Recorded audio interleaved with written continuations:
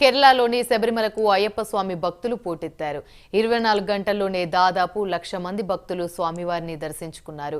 మరోవైపు స్వామివారి దర్శనానికి 10 గంటల సమయం పడుతుందని ట్రస్ట్ అధికారులు చెబుతున్నారు. స్పాట్ దర్శనానికి సైతం మరో 20,000 టికెట్లను జారీ చేసినట్లు ట్రస్ట్ తెలిపింది. పంబా నుంచి సన్నిధానం వరకు భారీగా క్యూ లైన్లో అయ్యప్ప భక్తులు స్వామి దర్శనం కోసం వేచి ఉన్నారు.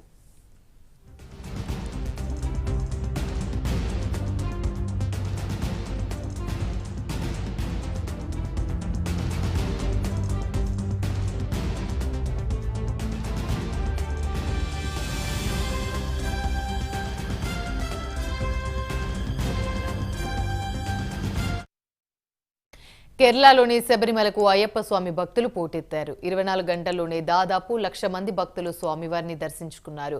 మరోవైపు స్వామివారి దర్శనానికి 10 గంటల సమయం పడుతుందని ట్రస్ట్ అధికారులు చెబుతున్నారు.